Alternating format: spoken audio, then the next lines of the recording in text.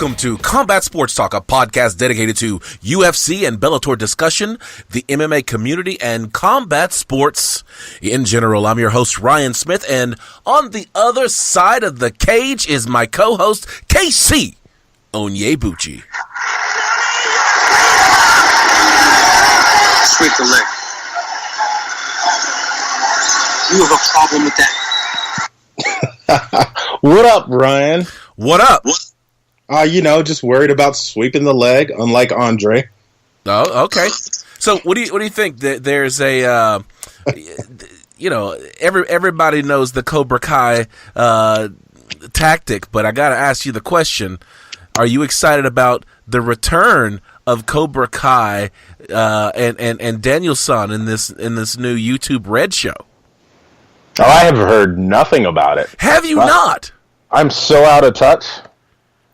Oh, wow. So, YouTube Red has gone into production of a spinoff from the Karate Kid where, 30 years later, Daniel-san, Daniel LaRusso, and I forgot the other guy's name, Johnny or whatever. Johnny Lawrence. Yeah, Johnny is... They cross paths again as Johnny opens up a new Cobra Kai dojo. And they are leading the next generation of rivals in the Karate Kid universe. Nice. That sounds super dope. Yeah. I feel like in the last year I've dated a girl who's related to Joe Esposito. Oh, really? I'm pretty sure I have. Well, I'm sure she's the best around. No doubt. All right. Moving right along. We were supposed to see a huge fight between Max Holloway and Frankie Edgar on Saturday night. But I'm actually glad for the fight we saw. Well, that's right. But Max Holloway had a leg injury, and it sidelined him. He actually said that he asked the doctor if the doctor could cut it off and allow him to fight handicap. That was crazy. I'm assuming that is a figure of speech and not literally something that he asked the doctor for. Fighters are known to just say ridiculous things anyway, so I'm sure he was serious. And then the doctor's like, "Are you kidding me?" Yeah, he's like, "I'm not get out of my office. It's just a broken leg. That's it." Like, you earn no brownie points for this. Like, no one cares. Well, lots of people cared because they wanted to see Max Holloway and Frankie Edgar, but the featherweight champion got sidelined. So another featherweight champion had to rise and take the challenge to keep UFC 222 from becoming UFC 151. You know what happened there? I don't. UFC 151. That is the pay-per-view that we do not speak of because John Jones did not want to fight. And it was the first UFC card that had ever been canceled. John Jones, just a history maker, man. I love that guy. That's right. So, joining the card was Chris Cyborg, the women's featherweight champion. That's 145 pounds. She went back to her shoot boxing roots with a 3-week training camp to square off against the 135-pound female bantamweight champion over at Invicta, a woman by the name of Kunitskaya. You don't like saying that, right? Yeah, you're killing it. That's right. I feel like you should be a linguist. I'm not going there. You baited me, but I'm not going there. Look, all I know is you're incredibly cunning. That's right. But before we talk about Yana's beatdown, because that's what she got, let's look at some of the key fights on the card on a segment we like to call The Official Decision.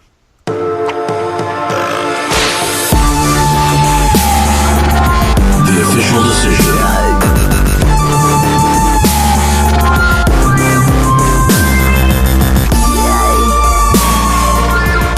This is The Official Decision. This is where we look at some of the key fights from UFC 222. Caitlin Vieira defeated Alpha Cat Zingano via split decision. I don't think it was a split decision. Cat Zingano got whooped. Maybe there's a little love from the judges wanting to see Cat make a return, but yeah, ring rust is a real deal. 2 years off is a long time to be out of the octagon and try to come back dominant. Well, it sure didn't happen. Andrei Arlovski defeated Stefan the Skyscraper Struve. I know you didn't care about that fight, but I like these two guys. I mean, they're like a warm blanket. They've been in the UFC for so long fighting. You can't help but like these guys. I mean, the thing with Struve is, like, I crap on him for being such a slow fighter. But, I mean, he does have flashes where he's just more... It's weird for a guy who's 7 feet tall. He's more comfortable on the ground. Like, his jiu-jitsu skills are pretty solid, but he's just not fun for me to watch just in general. Well, you know who's fun to watch? Sugar Sean O'Malley. He defeated Andrei Sukhamtut via unanimous decision. How you like that one? I don't know if that's right or wrong, but I'm just going to let that be. Sukhamtut. Yeah, that sounds good. It's close. I like it. Well, here's the thing. I didn't watch all of this fight because, I mean, life was happening. But I just cannot for the life of me understand how a guy's foot is basically broken. We found out, was it yesterday or today, that Sugar's foot is not broken. But you've got a guy fighting with 1 foot. Sweep the leg. Like, it's how do you not win that fight? I don't understand Andre at all. Like, if you can't beat a guy with 1 leg, you shouldn't be in the UFC. Like turn in whatever card they give you and say, "Yes, sir. I realize I'm not good enough to be here. I will see you later." It's like at the top of the application for the UFC. Question number 1, name. Question number 2, can you beat a guy with 1 leg? Seriously. There is no excuse for that. There is a yes and a no. Actually, this was Sean O'Malley put on a show. I was texting you. I was like, Sean O'Malley is a beast. He was whooping Andre. I'm not going to say Sukhamtut. There we go. For the first and second round. I mean, this was every time Andre thought that he had the upper hand, Sean O'Malley would come out and do something to reverse it and to steal his thunder. And it was just one of those things where when Sean hurt his foot, which was in the 3rd round, about 3 minutes remaining in the fight, Andre's like, finally he stopped moving. Finally he's not doing something. And so I think it's one of those things where he just took Sean O'Malley down because he's been trying to do it for the whole fight. And finally he was not moving around enough so that he could finally do it.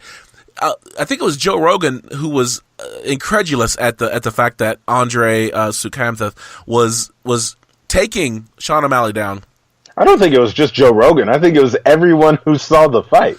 Yeah. I mean, the post-fight, Rashad is just like, seriously? You can't be called Sugar anymore. Like, but why would he take Sugar from Sean O'Malley? Well, because it was, You got to watch, was it UFC on Fox where Rashad's on? His take on that whole last 3 minutes is kind of hilarious to me. Okay, so I don't understand. I think Sean O'Malley did a great job in trying to salvage the fight. For those of you out there who aren't aware of some of the some of these specific rules governing whether a fighter is able to intelligently defend themselves, which is one of the ways you can stop a fight, is if the fighter can't intelligently defend himself. So if a fighter gets injured and they can't go on, they look like they can't go on, it's at the ref's discretion to stop the fight. So you have Sean O'Malley, who's been beating Andrei Sukhamtut up and down the octagon. He hurts his foot on this kick, and now he's at risk of losing the fight when all he has to do is survive for 3 minutes and like 19 seconds. And somehow he does it. So here's the thing.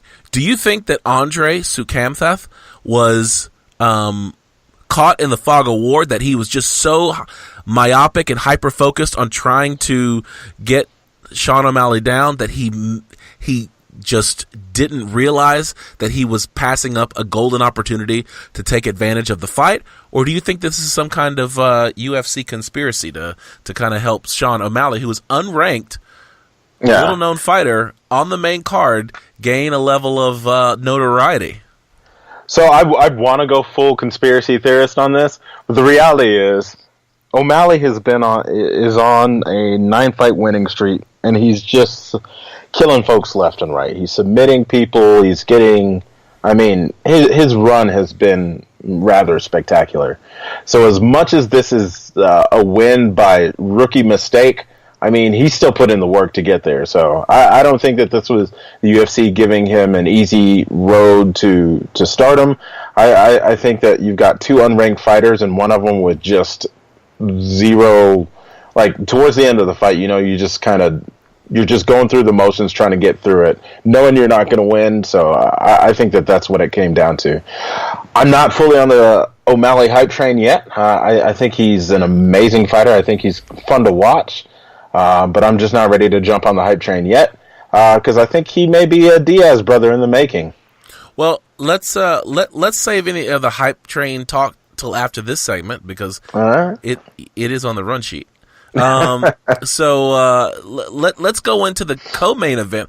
So he had a little bit of a fall from grace. Frankie Edgar went from being on the main event down to the co-main event, and he had to face against an up-and-coming star in his own right, Brian T-City Ortega, who defeated Frankie Edgar via knockout in the first time that we see Edgar knocked out or finished. Yeah, we've seen him rocked, we've seen him knocked down, we've seen a lot of things happen, but there was an inside left elbow that he caught on the right side of his face that just started the end of the fight.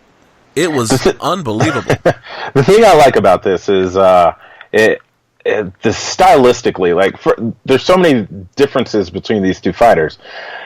Coming into the ring, like when they touch gloves, Ortega looks like he's about to beat up his little brother. Yeah. Like these two are not in the same class.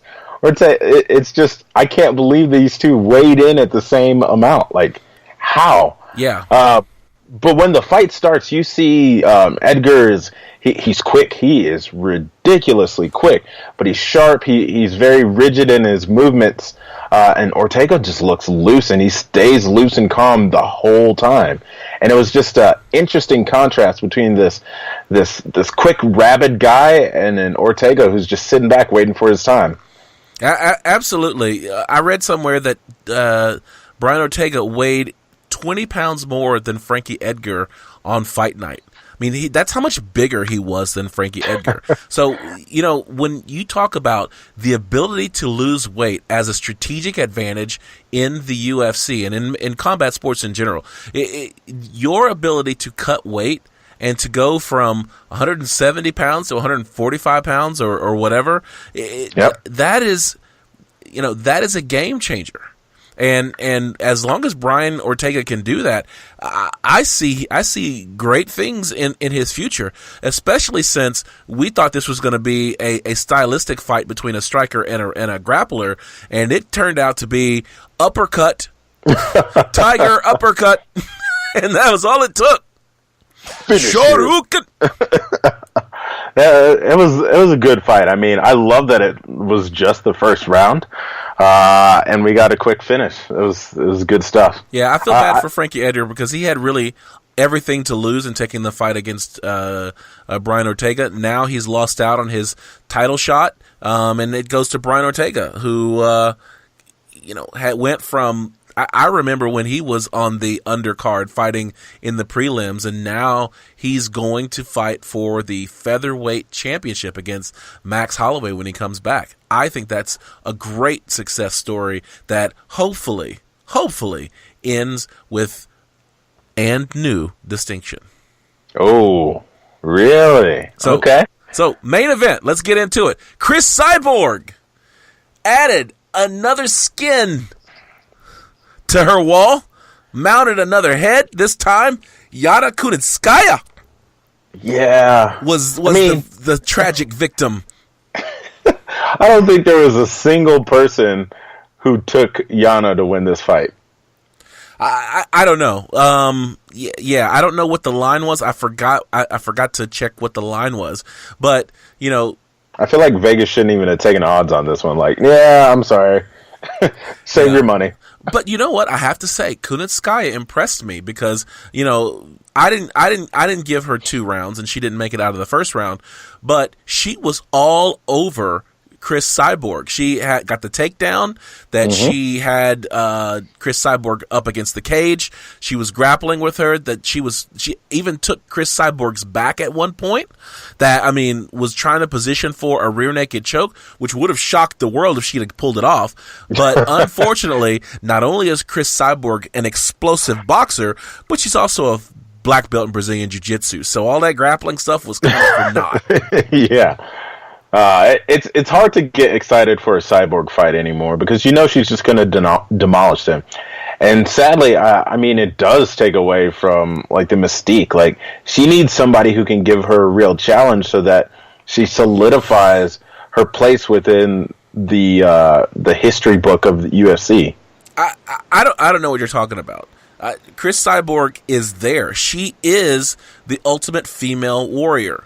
And that's the thing is that she has done, I think she's done enough now to say she lost her first fight ever and hasn't lost since.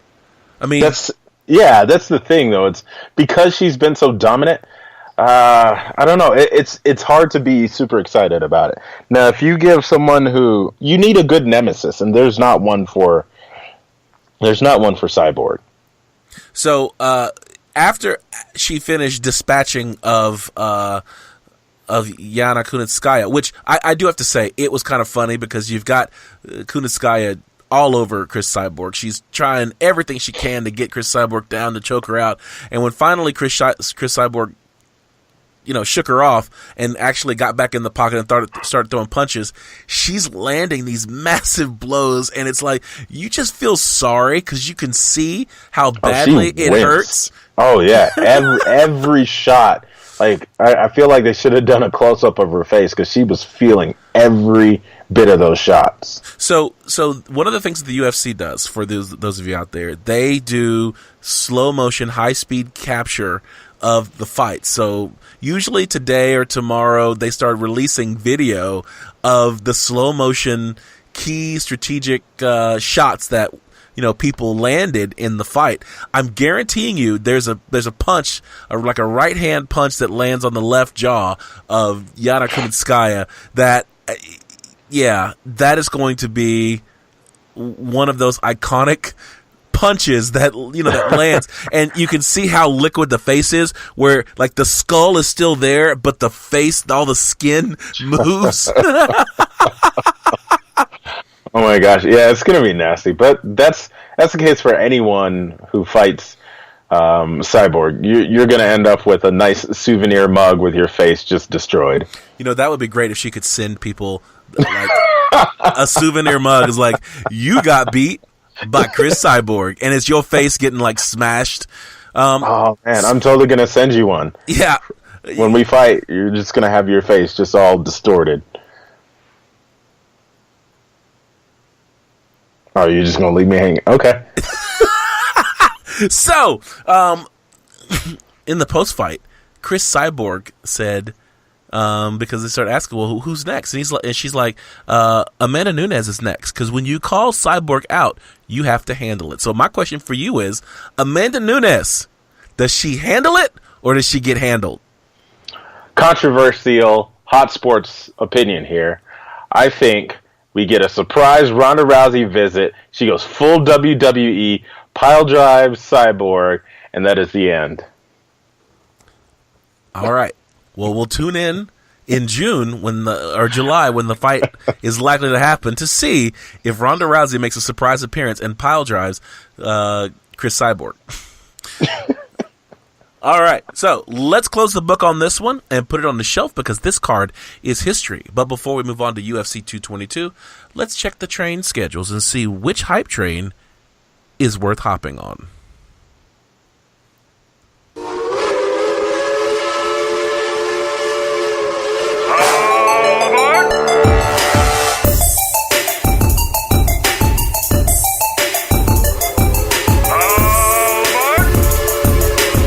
Train. Some people call it the bandwagon. We like to call it the Hype Train. This segment looks at the fighters who are picking up massive support after their performance on Saturday night. Let's discuss some of these fighters and decide whether we're going to hop on these fighters' hype trains or sit at the station and wait for the next train to arrive. The first one on the list is Caitlin Vieira, who dispatched the Alpha Cat Zingano. You on the hype train? I'm not. I'm not prepared for that. I mean, you fought someone who hasn't fought in 2 years. Congratulations. Good work. Yeah, Fight someone else. I'm going to wait at the station on her. She showed some outstanding striking. She stayed in the pocket. Kat Zingano definitely rushed her, tried to exert her, her wrestling talents. But Yep. I think that Caitlin Vieira has a little bit more time to go. This next one on the list. I will say, though, that I am jumping back on the Kat Zingano train. Mostly because I found out she wrestles with a bunch of people that went to my college. Shout out Missouri Valley College. And all we did was produce Olympic wrestlers. So I'm pretty sure Kat's going to figure her life out and get back to winning. All right. Well, I'm going to wish you a bon voyage and good luck with that, because I am not on the Kat Zingano. As much as I like Kat Zingano as a person and I respect her as a mother and as a fighter and all of the things that she brings to the cage, she's got frankly, her career has been derailed and she's got to find a way to get back on track. There you go. I'm getting all of the puns. Well played. All right. What's the next train? The next train, Sugar Sean O'Malley. You already said you're not on it. Nope. All right. Well, that's good, because I am taking every seat on this freaking train. I am on the Sugar Sean O'Malley. There are many reasons to be on that train. I will fully acknowledge that. The kid has a lot of talent, but he's also not fighting top talent yet. It's only a matter of time. I think that the UFC is trying to cultivate him, trying to get people to follow him because of the way they're positioning him. There is a vacuum of marketable talent, and I actually don't think that he's the marketable talent. Well, he does have a giant tattoo on his chest, a la another Irish fighter. Indeed. But so there you go. He has his own strain of marijuana that came out after the fight. I feel like we're going to have a Diaz brothers issue here. Well, the great thing about trains that go to the hype train is that they stop at every station, and so I may have an opportunity to get off of that train. But for right now, for as long as he is fighting and winning in the way that he is fighting, I am on that hype train. I should have been on sooner. Next one. The number one contender for the 145-pound featherweight championship, Brian T. City Ortega. Are you on the hype train? 100%. If you can keep showing up 20 pounds bigger than the guy you're fighting, you're going to win. I mean, I'm on the hype train as well. Brian Ortega is a phenomenal fighter. I'm super impressed by the way he handled a striker like Frankie Edgar. So if he can do that, I can't wait to see him go against Max Holloway, who brings similar striking and grappling expertise as Ortega. Yeah, I think honestly that's going to be a heck of a fight to watch. That's going to be a great main card. All right, last one before we get out of this segment. Yana Kunitskaya. You going to get on the hype train? I refuse to. There's no one to be excited about in that weight division. She's a 135-pound fighter. I mean, you got to fight give at her some 135. props. Yana Kunitskaya, 135-pound fighter, goes up to 145 pounds to fight literally the most dangerous female in the world. She goes all out with the grappling, the takedowns, the submission attempts, and then gets rocked. Now, does Yana Kunitskaya have the striking ability that she needs to be a legitimate force in the UFC? No. But you got to give somebody props for heart. I technically don't. I don't even like the movie Rudy. He didn't earn that spot in the last minute of the game. Come on now. Heart is nice, but it's not real world. Yana is never going to win the title. She's a champion already. She's an Invicta champion. But this is the UFC. I understand that, but She is a champion. She is the 135-pound champion at Invicta. So therefore, she is a champion. She's got it in her. Let me say it like this. She will never beat Cyborg, and Cyborg will never lose. No, but so where's the train going? The train can go to Amanda Nunes because Yana Kunitskaya is a 135-pound fighter. That's her weight class. So she fought outside of her weight class. Let's see Yana versus Amanda Nunes and see what happens. Oh wait, we can't because they're trying to schedule Amanda Nunes versus Chris Cyborg, which I think is dumb. So, here's my thing. Yana Kunitskaya, I'm not on your hype train. I know I just defended you and I just stood up for you and all that kind of stuff. After all of that. I know, but the thing is that, me, I'm a sentimental guy. Oh my gosh. And so. She definitely didn't show enough for me to be like, oh yeah, she's got potential. She lacks the striking that I feel like a fighter needs to be a complete fighter. Yeah, I called her out last week and said that she I forgot the fighter who was punching her all in the face in a previous fight, but I was like, if she can't avoid the punches from a fighter who's shorter than her, she's not gonna be able to avoid the punches from Chris Cyborg, which she didn't, and that's what happened. But yeah. I had to call her out just because she showed so much heart.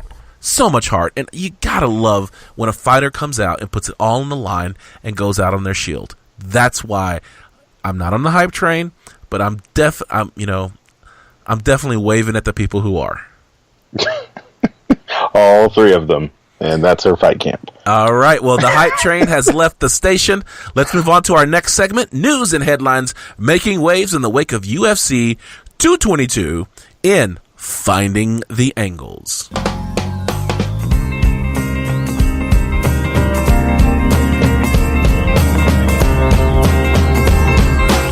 Finding the Angles. Fighters and journalists have one thing in common. They're both great at finding the angles, and this is our segment where we see what impact the action from this weekend has had on the MMA news cycle. First one on the list. We got to go back to UFC 222 in an undercard fight where Hector Lombard fought CB Dollaway. So Hector Lombard was a 185-pound fighter, but he was undersized, so he went down to 170, and he didn't have any success. So this was his return to 185 versus CB Dollaway, who was a contestant on The Ultimate Fighter, made his way through the UFC, and's kind of been a journeyman. So both of these fighters kind of needed a win. And what is it? At the end of the first round, with the last 10 seconds in a fight, they have these clappers that signify that there's 10 seconds left in the fight. So there's 10 seconds left in the fight. Right as the bell, as the horn blows or whatever, CB Dollaway throws a kick, which Hector Lombard catches, and then as the referee's coming in to say stop, Hector Lombard throws a two-punch combo, one of which connects on the jaw of CB Dollaway, and he goes down. So these are considered illegal strikes.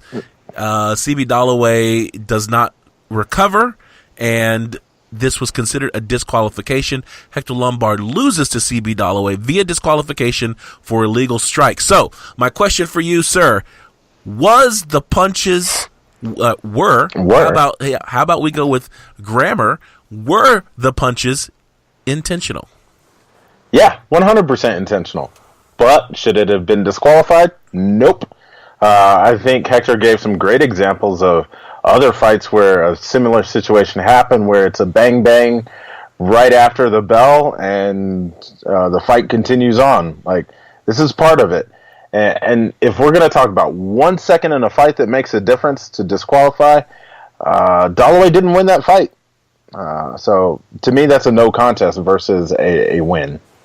Yeah, I think that it's one of those things where if Hector Lombard would have only landed one punch, then for me, I would. But the second punch didn't come like a full second after the first. The second punch is what knocked CB Dollaway out. The first punch was just kind of the jab. It's the cross that landed that knocked him out. He could have stopped that cross. He could have stopped it. And so I think that if you land an illegal strike, the rules are clear. If you land an illegal strike, you can be disqualified, and a disqualification results in a loser and a winner. That's how it is.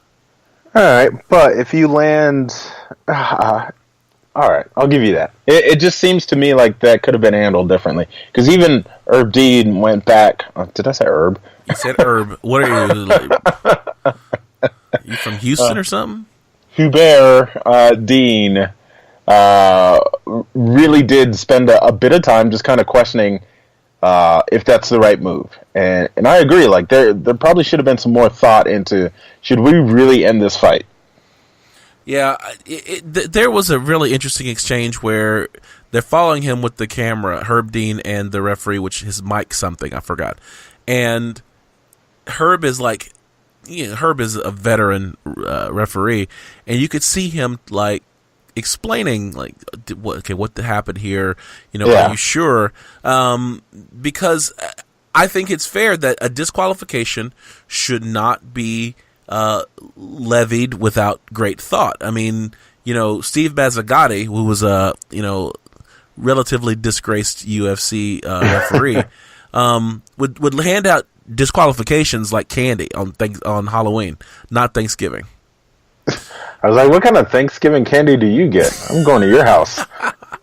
I'm tired of turkey. But here's the thing. You jive, turkey? They got CB Dalloway got up, and what they were saying is let him sit down and recover. And what happened was he never sat down. And so ultimately the disqualification happened because too much time passed between the rounds. So my other question for you is this. Was CB Dalloway really rocked, or did he milk it to get the disqualification? I'm torn on that because Lombard does have some heavy hands, man. So it's possible, but still take control of the situation and sit your fighters down and explain what's going on. Like, this wasn't the most egregious post-bell exchange we've ever seen. Like, I don't know that it was that bad. Yeah. What? I remember when these two great gladiators entered a ring in Dallas, Texas. And no, I'm just making it up. Leave me alone. Why would you call me out like this? I hate you. Because it's funny. At first, I thought you were going to call out Rocky and Drago on Rocky 4. What's funny is But I'll tell you who can come up with it. Like, you have to go back on. I want to say it's like MMA Junkie has the interview where not Dalloway, Lombard goes through a list of other fights where that were more egregious offenses after the bell. Yeah. Like, he goes through like 5 fights. I'm like, all right, that's solid. Well, I guess the question is, and I'll go back and watch it because I'm interested in seeing, were the egregious after the bell punches or whatever, did they result in disqualifications, or was that his argument? Well, that's a good question. So the first 3 that I listened to did not result in disqualifications. They were allowed to fight on, and that was his big thing, was like he should have been allowed to fight on. Well, there was a rule against too much time passing in the UFC between the rounds, and so Hector was getting lots of time to recover, so they couldn't let the fight continue. But with all of that is a controversy that I don't think will end this week. So we'll probably talk about it again next week. We got to do some cleanup. How so? So last week we talked about John Jones having his USADA. And that's the U.S. Anti-Doping Agency hearing, and we were all geeked out and ready to find out what's going to happen to John Jones. Well, we were dead wrong. It wasn't an USADA hearing. It was the California State Athletic Commission hearing. And so we talked about it. The hearing was the next day when we launched the episode. So we were wrong about it being the USADA. It was the California State Athletic Commission. John Jones got his license revoked. He got a $205,000 fine, 40% of his purse plus $5,000, and he can reapply for his California State Athletic Commission license in August of 2018. Wasn't there another issue where he had to still wait for the USADA ruling and then he can reapply? Yeah, so he still has to go before the USADA as well. And so it could be longer, but he won't be able to apply for his California license until he's served out whatever suspensions or fines USADA levies against him. So the question becomes for you, with all of the talk from the officials at USADA about John Jones not intentionally taking these performance-enhancing drugs, does that suggest that USADA is going to be lenient with John Jones in this particular incident, allowing him to fight this year? Do you think John Jones fights this year? Not if he has to go and actually explain his situation. John Jones did himself absolutely no favor by not being prepared to answer the commission's questions. He didn't have great ideas on what he still wanted to do with his career, which, how as a fighter at this stage in his career does he not know the answer to what more do you want to do within the UFC? So as long as he's not allowed to talk on his own behalf, he's got a shot. But if he has to stand and defend himself, that kid's looking for a long suspension because he's hard to like at this point. You know, I have to say this. I don't blame him, though, for not being able to answer that question. I mean, he literally has beaten everyone. There is nothing left to do. I mean, if someone asks me, you know, what more do I want to do in this saga of fighting you? I don't really have an answer because I've already won twice. So, like, win again? I guess. How about actually win the second fight? Yeah, whatever. So yeah. The thing though is his answer was that he wanted to get his belt back from Daniel Cormier. Like, that's not the answer you give. Like, he gave a tongue-in-cheek, kind of cheeky answer. Like, dude, your career is on the line. Come up with something. At least redirect the conversation if you don't have a real answer. Mm-hmm. And he's bad. So, I think this is a great time for us to bring up the Conor McGregor countdown. We're at 459 days. That's not going to change, though. Do we still count it, though? And counting? You're not going to give me an and counting? Nah. You're just going to leave me out there? Yeah. Our chemistry is killing it today. 459 days and counting. Give me one more shot. All right. Conor McGregor, he's at 459 days. And still. Why would you go and still? Because it counts. Because he's still the champ.